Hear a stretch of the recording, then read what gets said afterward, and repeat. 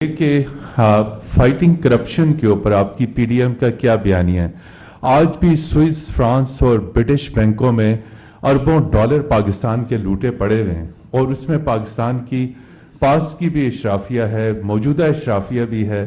تو کوئی ایسا ماضی میں اس طرح کئی پروپوزل زیر غور آئی کہ سوئس، برٹش، فرینچ اور امریکن بینکوں سے اگر یہ 5% بھی ڈالرز واپس آ جائیں تو آپ کو آئی ایم ایف کے پیسے کی ضرورت نہیں پڑے گی۔ دوسرا، آپ نے فارن آفس کے اوپر بہت بڑا کٹ لگایا ہے، تو دفتر خارجہ آپ کی ڈپلومیسی کو آگے پرسو کرتا ہے، آپ کی خارجہ پالیسی کے جو ٹارگٹس ہیں ان کو آگے یہ پرسو کرتا ہے۔ تو اس میں آپ یہ بتائیں، بہت سارے فارن مشنز بند ہو رہے ہیں اور ڈپلومیٹک سٹاف کو آپ کم کر رہے ہیں، تو اس صورتحال میں آپ کے فارن پالیسی آبجیکٹیوز کیا متاثر نہیں ہوں گے؟ Thank you Mr prime. اچھا، بہت شکریہ۔ آپ کا کس چینل سے تعلق ہے؟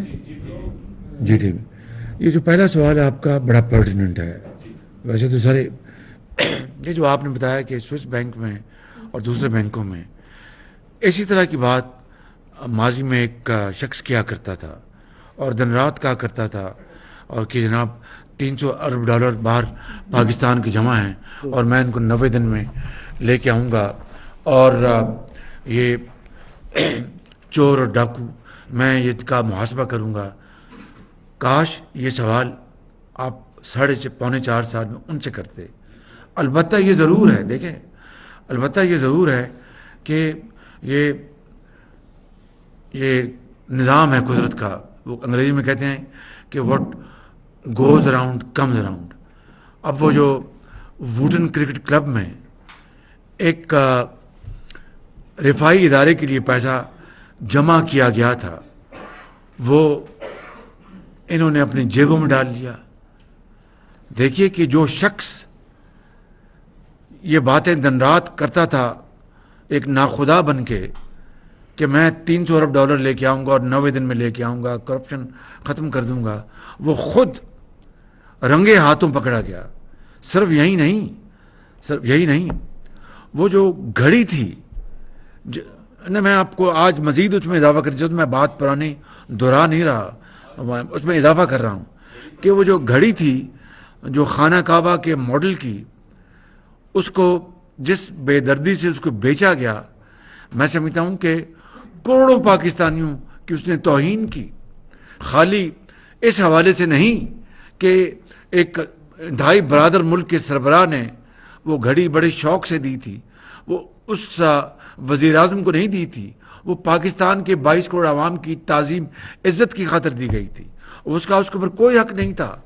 اگر وہ خانہ کعبہ کا ماڈل نہ بھی ہوتا تب بھی اس کے اوپر کوئی حق نہیں تھا کہ وہ بازار میں بیچ دے سر عام اور پھر قوم کو دھوکہ دے۔ خانہ کعبہ کے ماڈل کے بعد تو ہمارا، میں سمجھتا ہوں کہ بطور ایک مسلمان کے ایک ملی جذبے کے علاوہ ایک دینی بھی ہماری سوچ ہے کہ بھائی یہ تو ایک متبرک دنیا کے متبرک ترین مقام کی اس کے اوپر اس کی عکاسی کی گئی تھی، اس کو تو بیچنا تو تصور میں بھی لایا جا سکتا۔ اب خالی یہی جرم نہیں کیا، وہ جو رسید جو دی گئی تھی کہ یہ میں نے 5 کروڑ میں بیچی تھی، کتنے میں؟ 5 کروڑ میں، کہ 5 کروڑ میں وہ جعلی رسید تھی۔ اس سے بڑا اور جرم کیا ہو سکتا ہے کہ وقت کا وزیر اعظم جعلی رسید کے ذریعے قوم کو دھوکہ دے رہا ہے۔ ایک تو خانہ کعبہ کے ماڈل کی گھڑی بیچی گئی اور دوسری جعلی رسید دی گئی، وہ اس سے بھی بڑا جرم۔ تو میری آپ سے مؤدبانہ گزارش ہے کہ یہ توپوں کا رخ اب آپ ادھر موڑ دیں۔ حنیف خالد صاحب، اس کا کیا جواب ہے؟ کوئی ہے نہیں، بتا دیں ہم۔ فارن آفس والا بتا فورن آفس کے حوالے سے کوئی کٹ نہیں ہے۔ جی بالکل، وہ جو اسٹینڈرڈ کٹ ہے 15%، وہ کرنٹ ایکسپینڈیچر پہ other than salary and allowances, کوئی کچھ نہیں ہو رہا جی۔ یہ آپ کو کس نے فیڈ کر دی ہے؟ جناب وزیر اعظم، نہیں، یہ اسپیکولیشن ہے۔ اچھا جی، پرائم منسٹر صاحب، آپ نے 2022 کے اواخر میں گوادر کا وزٹ کیا، وہاں آپ کی تقریر میں آپ نے فرمایا کہ آئی ایم ایف ہم سے ناک رگڑوا رہا ہے۔ 5 فروری کو آپ نے آزاد جموں کشمیر اسمبلی سے خطاب کے دوران یہ کہا کہ آئی ایم ایف والے بیٹھے ہوئے ہیں اور سبسڈی کا ایک فائل کا ایک ایک ورک الٹا کے دیکھ رہے ہیں. میرا سوال یہ ہے کہ آئی ایم ایف نے یہ رقم آپ کے الفاظ میں پاکستان کو کیوں دیا ہے اور دیا جا رہا ہے، جس کا اثر غریب عوام کو بھگتنا پڑ رہا ہے جیسا کہ آپ نے فرمایا ہے. تو سوال یہی ہے کہ آپ ڈاکٹر صاحب بتائیں کہ ان کے ساتھ سٹاف لیول ایگریمنٹ اس ہفتے ہوگا یا یہ بھی اگلے ہفتے چلا جائے گا یا اس سے اگلے ہفتے؟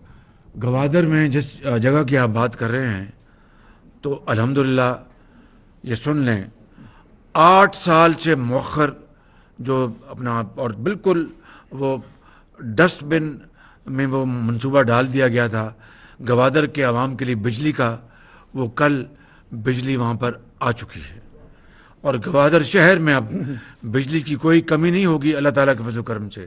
جہاں پر آپ نے کہتے میں نے کھڑے ہو کے یہ باتیں کی آئی ایم ایف کو، اس کے باوجود بھی بجلی وہاں پر آ گئی ہے اور دن رات ہم نے محنت کی اس حکومت. نمبر 1. نمبر 2، گوادر پورٹ جو ٹھپ ہو چکی تھی آج وہاں سے گندم اور فرٹیلائزر کی ترسیل وہاں سے ہو رہی ہے، ورنہ وہ ٹھپ ہو چکی تھی. اور گوادر کے عوام کا جو ان کو کہ وہاں پر مزدوری، کوئی اپنا ٹرانسپورٹ، کوئی وہاں پر جہازوں سے سامان لادنا ٹرکوں کے اوپر، یہ ساری چیزیں اب گوادر میں الحمدللہ اس کی شروعات ہو چکی ہیں. نمبر 3، آپ کو پتہ ہے گوادر پورٹ کے اوپر اتنی بے رخی کی گئی ماضی کی حکومت میں، اس کی ڈریجنگ نہیں ہوئی، جس سے کہ وہاں پر جو بڑے جہاز تھے آنا وہ نہیں آ سکتے تھے، کچھ کی جو ڈیپتھ تھی وہ کم ہو گئی. آج الحمدللہ وہاں پر ڈریجنگ شروع ہے تاکہ بڑے جہاز وہاں پر آئے جا سکیں. تو آئی ایم ایف کا اپنا ایک ہے، لیکن انشاءاللہ جو ہماری مقدور میں ہے، ہماری ہمت ہے، وہ انشاءاللہ ہم یہ کام کرتے رہیں گے. جی نیکسٹ سوال. شاکر جی، شاکر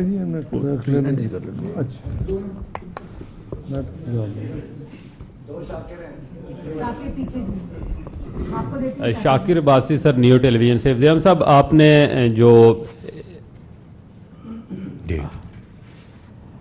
جو فرمایا کہ اسٹارٹی مہم میں جو کٹ لگے گا پاکستان کے دنیا بھر میں جو فارن مشن پھیلے ہیں، کیا یہ ان پہ بھی لاگو ہوگا؟ اور دوسرا، آپ کے وزیر جو خارجہ ہیں وہ تو پاکستان کے دورے پہ کم ہی تشریف لاتے ہیں، تو یہ جو آپ نے یہ بیرونی دوروں کے حوالے سے کہا ہے کہ یہ ان کی مشاورت سے کیا ہے، ان کو بھی بتایا، یا یہ کٹ ان پہ لاگو نہیں ہوگا؟